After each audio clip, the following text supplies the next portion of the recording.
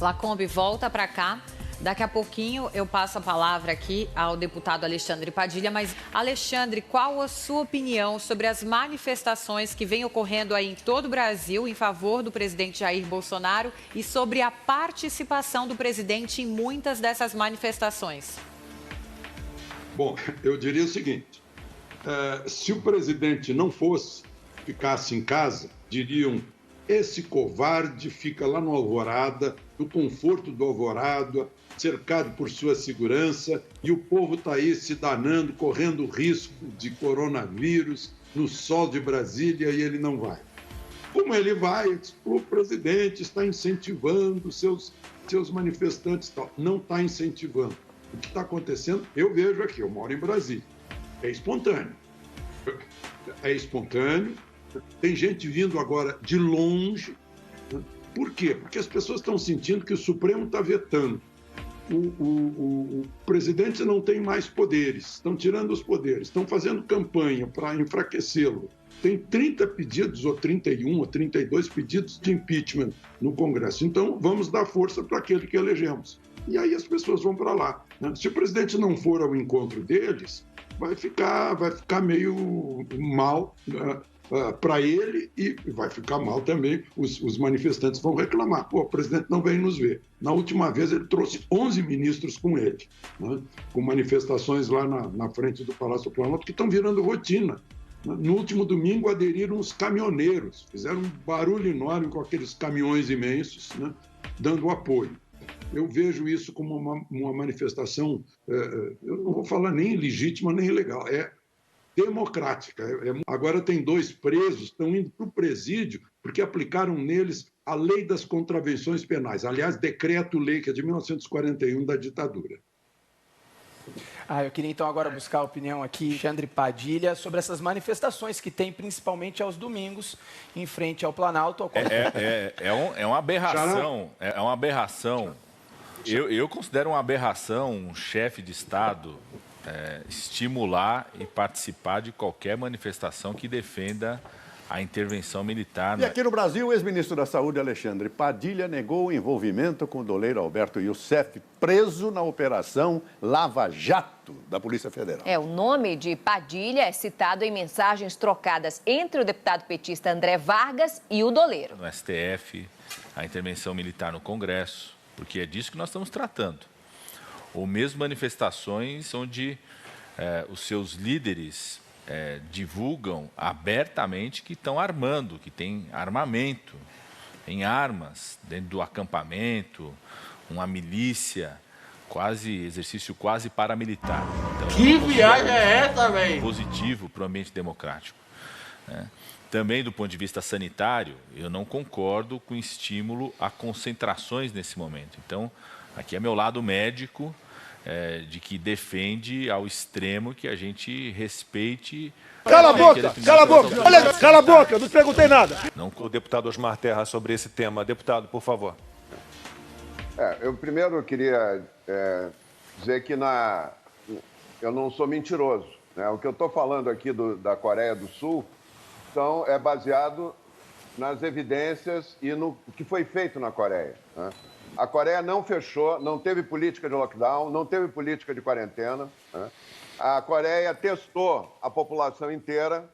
E quando foi perguntado o principal coordenador, que é o Kim Bo-jo, que é o principal coordenador da política de enfrentamento ao coronavírus na Coreia, perguntaram para ele por que eles não fechavam, por que eles não faziam lockdown.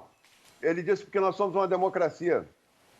O H1N1 atacava as crianças grávidas. Essa epidemia é uma epidemia que atinge os idosos, principalmente. 95% das pessoas internadas em UTI na Itália eram pessoas com mais de 70 anos. Né? O presidente decretou emergência em saúde antes, dia 4 de fevereiro. Os governadores não deram atenção para isso. Os governadores estão seguindo muito mais pela opinião pública, pela pesquisa de opinião, do que pela pesquisa científica. Os governadores, na véspera do Carnaval, eles disseram que era uma gripe comum. Eles, inclusive alguns médicos famosos das grandes emissoras, disseram que era uma gripezinha. Esse termo não foi cunhado pelo presidente Bolsonaro. Ele citou este termo, Lacombe. Tu que tem tanta informação, tu sabe disso. né? Ele citou a questão da gripezinha. Então, é deixar o carnaval...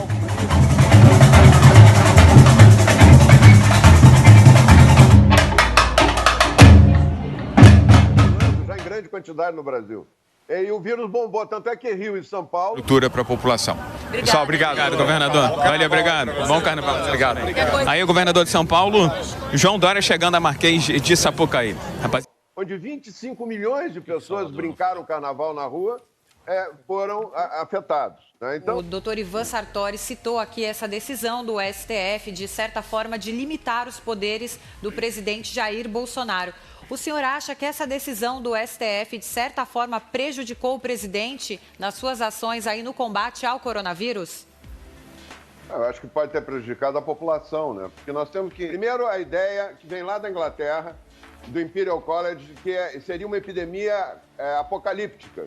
Iam matar dezenas de milhões de pessoas. E, a partir daí, propuseram uma quarentena de 18 meses, que é para dar tempo de descobrir a vacina. Essa é a origem de toda essa conversa dos governadores e de todo esse discurso, né, que o ex-ministro Padilha... Eu queria pedir só uma gentileza da TV Band, que cada vez que a gente está falando, aparece um ministro fazendo careta e balançando a cabeça. Isso não é... Para de falar bobagem, eu não vou reagir.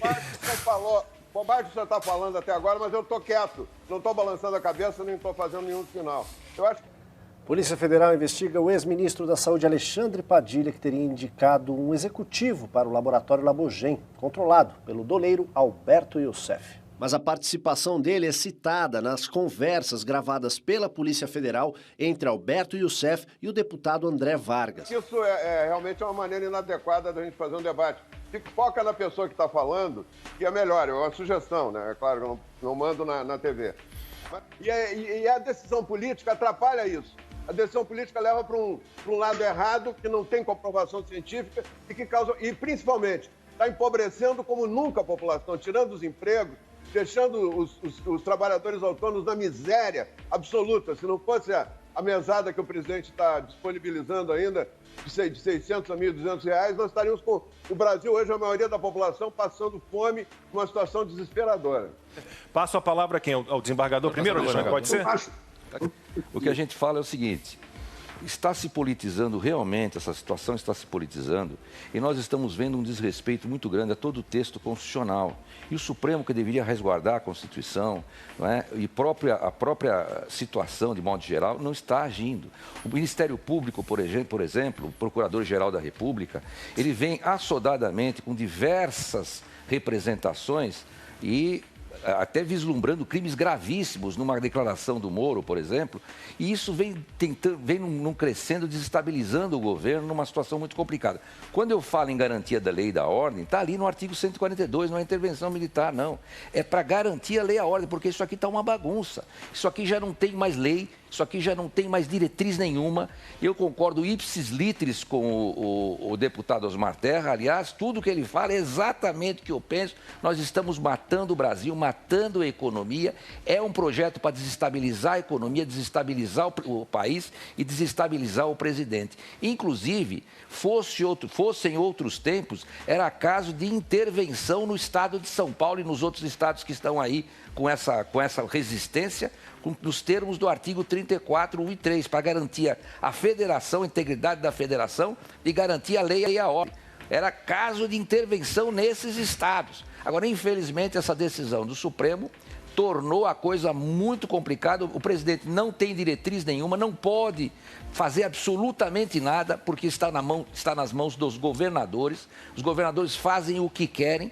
O estado de São Paulo, que é a locomotiva do país, está levando o país à bancarrota, não é? Os pobres estão aí sofrendo todas as consequências dessa miséria que estão pela qual está passando. E aí fica essa propaganda da grande mídia. Fique em casa.